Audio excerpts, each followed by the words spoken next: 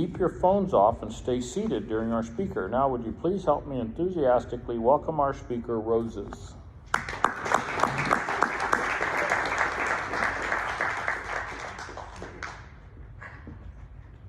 Hi, everyone. Can you hear me? My name is Roses, and I'm an alcoholic.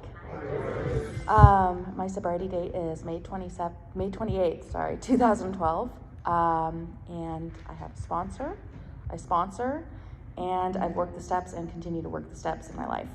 I'm really grateful to be here. Thanks so much to Curtis for asking me to speak. I'm definitely nervous, but in my experience, it's when I pray beforehand and I just say the truth, it's always gone pretty well. So I'm just going to try to do that. I think that me personally, I was born an alcoholic. Looking back, I always felt anxious, restless, irritable, discontent growing up. Huge perfectionist. I remember little tiny things like having to write my name on the board or flipping my card in elementary school, which only happened twice in all of elementary school, but I remember how devastated I would feel that I wasn't perfect. And that just, I think that really set the stage for me to find relief in alcohol. Overachiever, a lot of us are very similar. We're very smart and very stressed about it.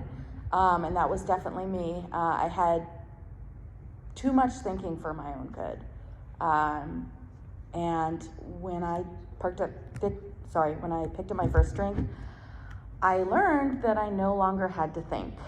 That was the cool side effect of drinking alcohol. I'm really glad to be here too, because I got sober in Prescott. I know we're not in Prescott, but I got sober in this area and lived here for several years into my sobriety. So this whole place holds a special place in my heart. I see a couple people I recognize, and hopefully I am a better person than I used to be when I first moved here. I actually I'm really glad that my friend Honora drove, because last time I spoke here at a meeting, I spoke at the VA and I parked illegally in the meeting, and a cop came in to stop the meeting and declare that my car was parked illegally. So that was very, very embarrassing. I've learned here in this program, if you don't get humble, you get humiliated. So I really try to work on that. The first time I drank, I blacked out. I remember I was on a school trip. I was in Rome, and I was, I believe, 13, and they allowed us to drink on the trip. And so I proceeded to get absolutely blackout drunk. I barely remember anything, but I do remember crawling on my hands and knees down the hall, banging on the doors, expressing very loudly that I would like to have relations with a boy on the trip. And that was my first drink. And it basically went downhill from there. I remember waking up the next morning absolutely humiliated, completely mortified, and remembering that my thought was, I just have to be more cool. I just have to be more cool next time. Like, it just wasn't cool. I was just really lame, made a fool of myself. I felt like a pariah the rest of the trip. I almost got kicked off, but they told me that I could stay on the trip as long as I didn't drink the rest of the trip. And I remember from the very first time I drank, at every subsequent meal, and I saw my fellow students, having a glass of wine with dinner, because that was a cool thing to do, and just wishing I could do that. It progressed really quickly from there. I got into a lot of trouble. I went from like a straight A student to basically just lying, stealing, skipping school.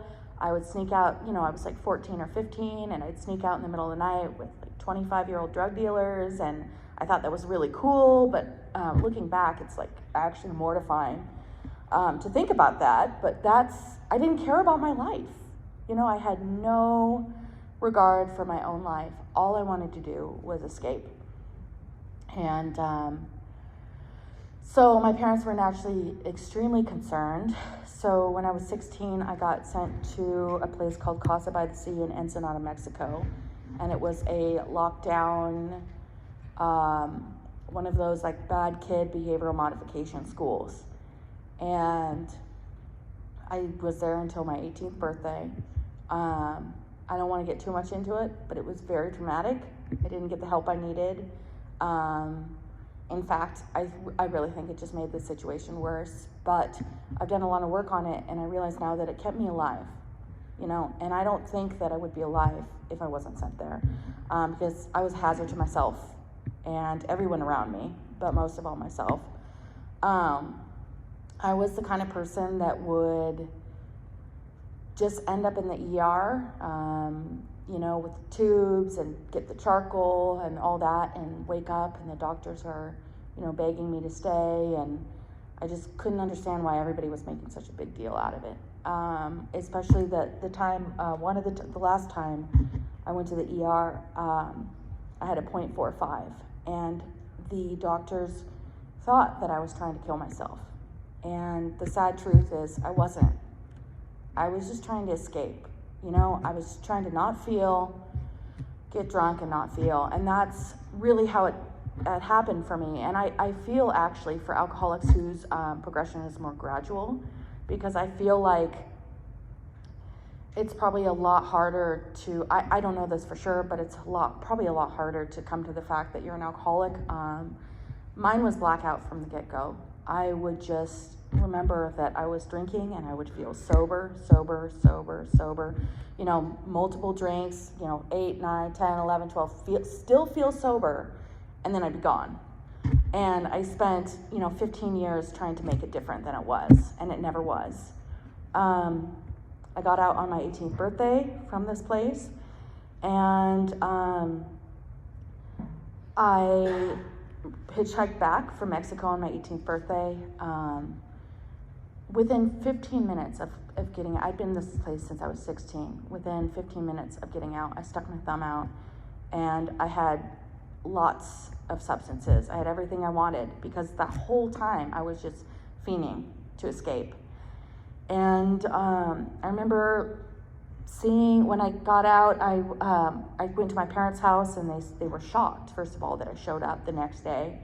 But they said, hell no, go away. So I found my people that lived at campsites and lived in the sand dunes, and, you know, got my Sparks and my, you know, all the malt liquor, and just proceeded to live that life. I thought it was cool. I was 18. I thought it was kind of fun that I lived on the dunes and was homeless, but I realized pretty quickly that it wasn't that fun.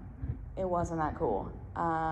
So I ended up meeting a gentleman and moved in with him in like a week within meeting him, and proceeded to have a 5-year-long relationship that really supported my alcoholism. The fact was, I was 18, he was 24, and so I had a very convenient way to always have alcohol. And that's what I proceeded to do. I proceeded to drink every day until I blacked out, and wake up and retch and do the same thing over again. And I was in so much denial. You know, I remember a couple instances in particular where I would have, like, you know, 40 or something like that, and my boyfriend would have a 42, and he would run to the bathroom, and I would, like, drink 3/4 of his 40, and he'd come back and be like, why'd you drink my 40? And I'd say, I didn't. And I believed that. I truly, truly believed that, because I was in the state of denial where if I said something was fact, it was fact. And that's just how it was. I also, I'll never forget this. There was a gentleman, Kevin, I don't think he's with us anymore, but he used to share something that really spoke to me. And he would say, I would lie even if the truth served me better. And I can relate to that, because for me, it wasn't just about avoiding trouble. For me, it was about being right. And I would, even if I would get in more trouble or face worse consequences, I did not want to be wrong.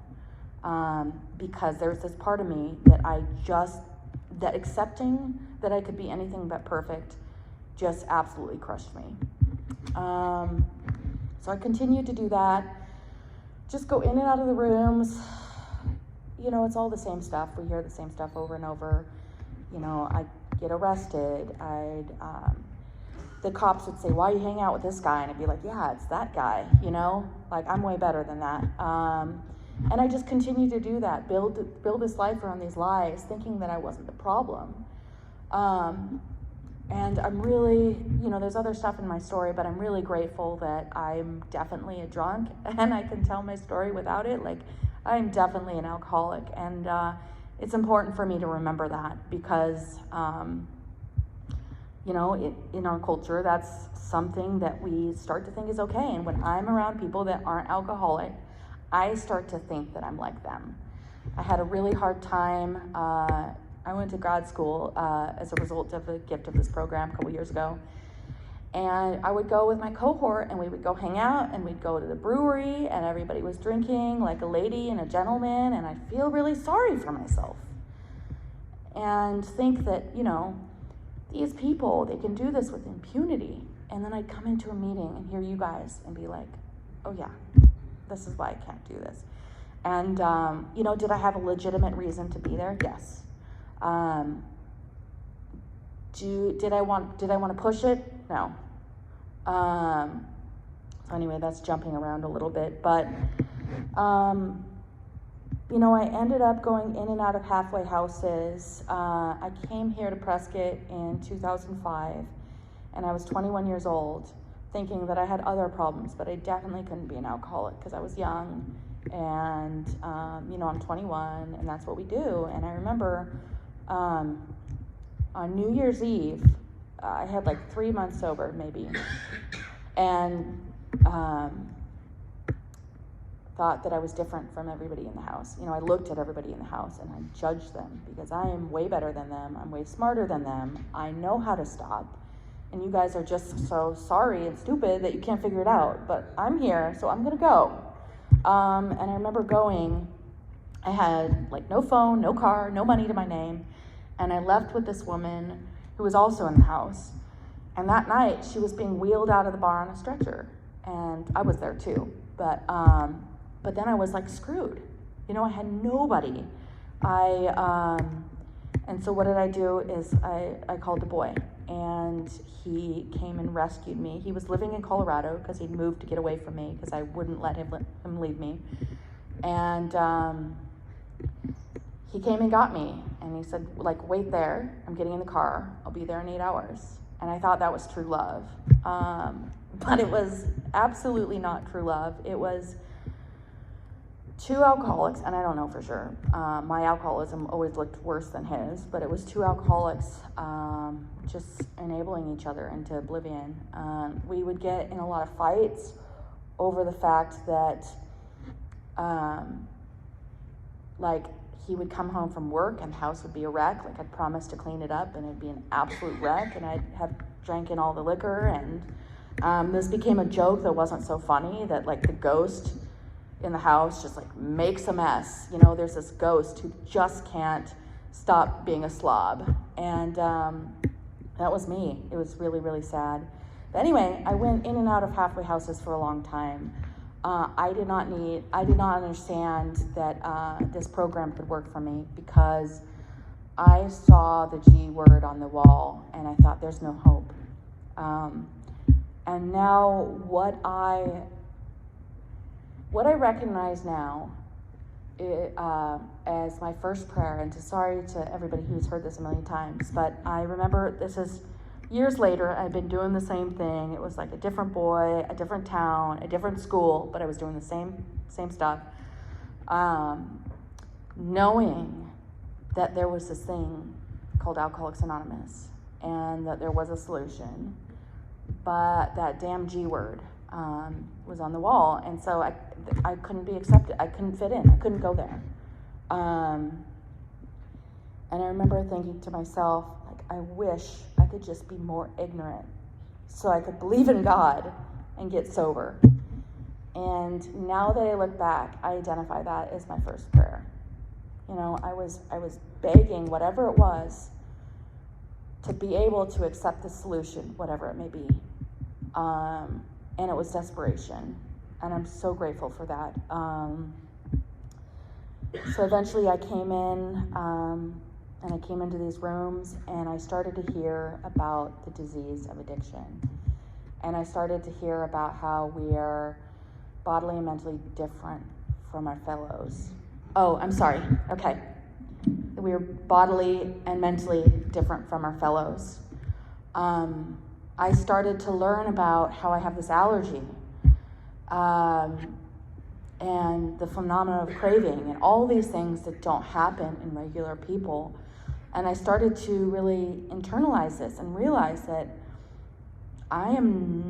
there's nothing like inherently broken about me. I am an alcoholic, and I have this disease. And that was like the turning point for me, because I just lived in enormous shame my entire life. Like, I was never good enough. I was never smart enough. Well, simultaneously being better than all of you, mind you, but I was never, I'm okay. I was never enough. And coming in here and realizing that there's people that are just like me and understand this thing, that was really the first thing, is the allergy and the obsession that really got me. I didn't know about this God thing, but I could accept the doctor's opinion. I could accept that I was different. And I liked that, because I like to be different, right? So then, get around to this God thing. I spent months and months and months, like, trying to figure out this God thing. Figure it out being the operative word. I got to the point where I was so desperate that I was willing to pray. I was willing to get down on my knees and do this prayer. I thought it was stupid. I thought it wouldn't work, but I did it. And I stayed sober despite myself. And I've come to learn and this is just my own experience. I can't speak for anybody else. But I've come to learn from me that ultimately it doesn't matter what I believe. It matters what I do. And if I take the actions, I miraculously stay sober. Whether it's God or not, it doesn't matter. So I feel like I always need to speak to those people that are just like me in the meetings. Like, if you're worried about higher power, you're struggling with God, don't worry. Just act. That was what worked for me. I don't get to think my way into spirituality. I act my way into spirituality. I do these actions, and I somehow get the gifts. I somehow get this connection. And that was miraculous for me. But I did spend a really, really, really long time, like, trying to figure it out. And the more I struggled, and the more I just spun my wheels, and the farther I got. So that's a big one for me, is, it's action. I was told to, act as if and behave how a spiritual person would behave. Like, maybe when they asked for volunteers to help clean up, I could just go like this instead of going, ooh, ooh, ooh, ooh, like, everybody look at me, like, because I wasn't doing it for the good of AA. I was doing it for brownie points. I wanted to be the best AA. I wanted to work the best program. And it was really, really, I remember it being very, very eye-opening and upsetting to me when I started working the steps and realizing that I'm not the person that I thought I was. I guess I'll just kind of go through the steps as I did them. Step one, I knew that my life was unmanageable, clearly. I'd wake up every morning retching, stuck to the couch. I couldn't keep food down. I survived on, I remember I worked at Popeyes, so I survived on vodka, cigarettes, and fried chicken. And, that's all I ate for almost a year. I was getting like very sickly. I started to have reverse tolerance, and I thought that was really cool at first until I realized that like that's your liver literally shutting down. And this was me at 23 years old, having reverse tolerance, and just my world getting so small. But step one, I finally admitted to my innermost self that I was powerless over alcohol, and that is what opened the door for the rest of the steps. Because for me, I thought that it was really weak. You know, like I said, this God thing was weakness. This powerless thing is weakness. Blah, blah, blah. It's all about weakness. And what I found is it's actually the opposite. Admitting that I was powerless over alcohol was the most empowering thing I ever did, because it meant that I could get help. It meant that I was open and I needed your help. My ideas weren't working anymore. So like that's basically one through three. Step 3 is, you know, taking the advice of others, realizing that I don't always have the answer and that my way might not be the best way. That's a hard pill to swallow for someone like me. Step 4 was also really eye-opening because, well, my first step 4 was 50 pages of just scrawling about what a piece of shit I was, just going on and on and on and on about how terrible I was. And I realized there's a lot of ego in that. You know, they talk about pride in reverse. It was definitely that. And I had a sponsor who was, I was fortunate enough to say, like, let's get down to the actual details. You know, she did tell me how to do it, but I didn't listen to those instructions and did it how I wanted to do it. So let's get down to how I'm supposed to do it. And that was saying, my part, saying, I lied. I stole. I hurt someone. And that was very painful and very hard to do. Because for the first time in my life, I was just like shattering that delusion that I was this great, loving person. And I just went around hurting everybody I could and taking from everybody whatever I could. So that was really powerful for me after my 4th step, is getting it down in black and white and realizing that I behaved in ways that I didn't want to behave and didn't fit my values.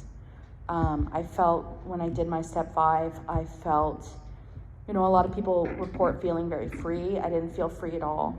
I felt sick to my stomach, and that is some people's experience. But what I also felt was empty. And the good thing about being empty is now you can fill it up with the good stuff. And that's why I think 6 and 7 come right after that, is I was completely empty. And what am I going to put there now? In my experience doing 6 and 7, especially, you know, thinking this God thing was bullshit the whole time still, what I found is even if I took the actions, I was presented with opportunities to take different actions. So if I said, God, please relieve me of this character defect of like being impatient, I would be presented with an opportunity to practice my patience. And I could take this route or the other one. They became very clear to me. Same with, you know, being dishonest, being stubborn, all those character defects we have. I was presented with the opportunity to make a different choice. My steps 8 and 9, my first 8 step I wrote down, and I know other people report this, I wrote down basically everybody I ever met in my entire life. Because I felt like I didn't deserve to be alive. I felt like a terrible, terrible person.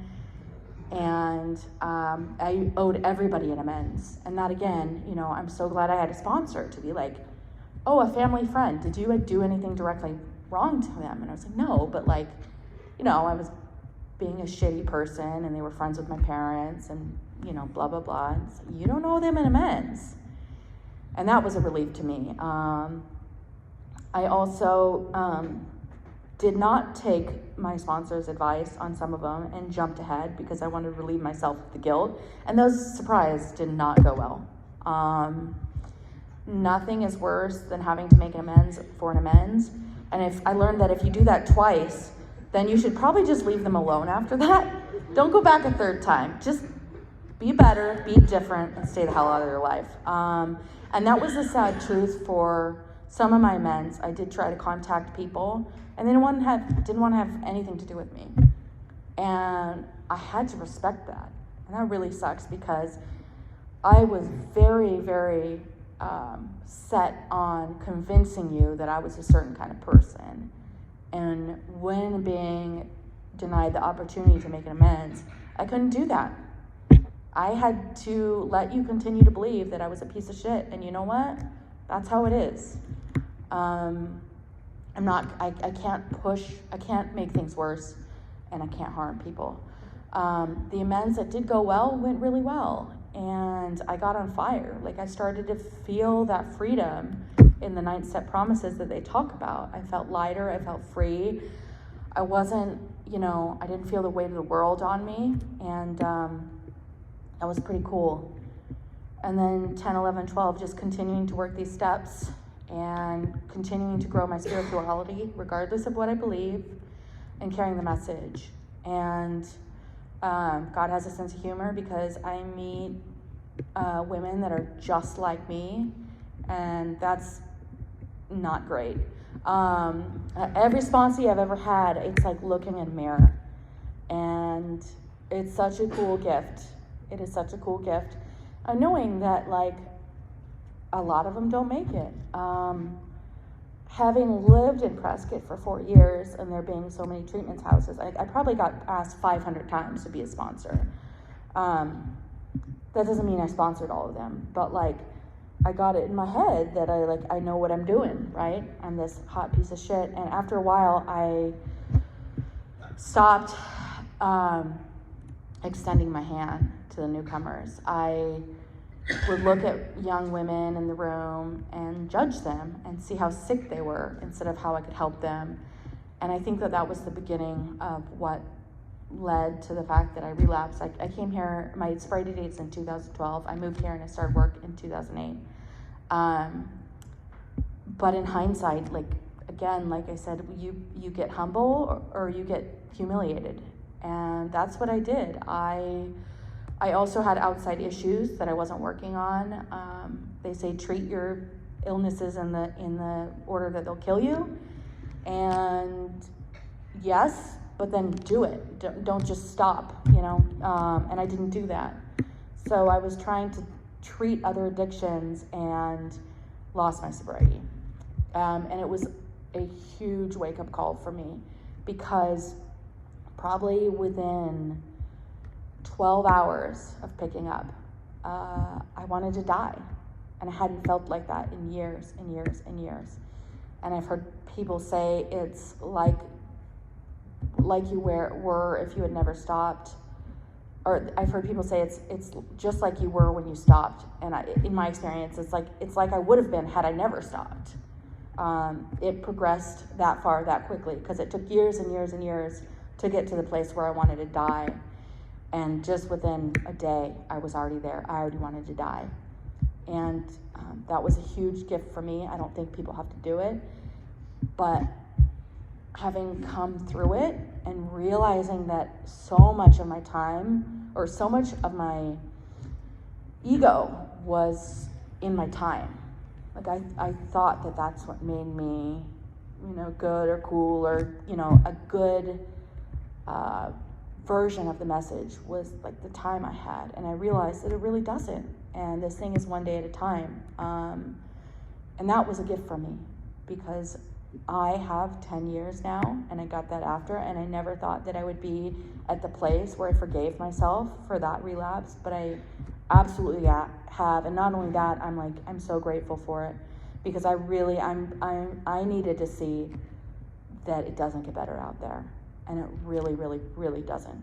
I'm so grateful for my sobriety. I've gotten to the place where I finished school in sobriety. I went to grad school. I have a happy life. It's not perfect, but I have lots of friends. People came down here to see me speak. People used to call the police when they saw me. And I'm here tonight, standing on stage. And I thought that I would go a lot longer, but I am at a loss, so I'm just going to say thank you so much for asking me to be here, and I'll pass with that. Thanks.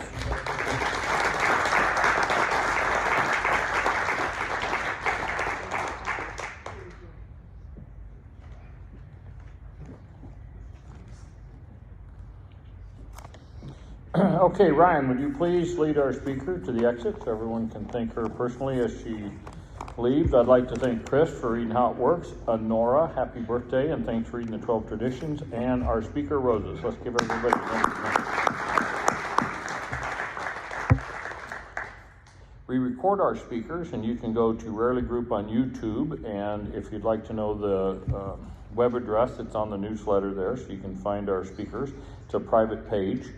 And you can listen to all past speakers or tonight's speaker if you'd like to, and it's also shareable. If you need finding help with that, see Bobby in the back. He has his hand up and he'll be glad to help you.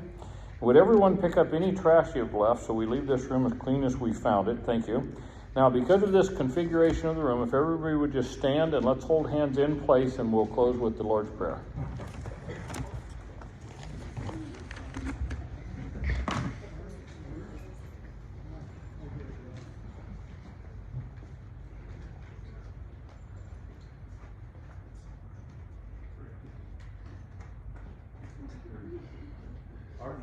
Our Father, who art in heaven, hallowed be thy name.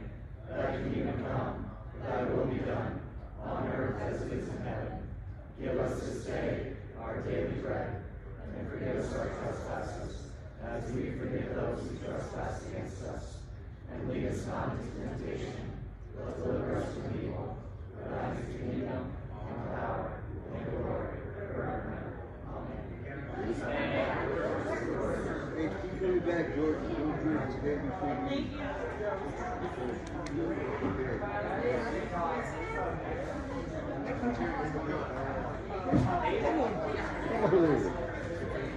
Brady? You drove our thing right off, right? I'll be right up there. Okay. So,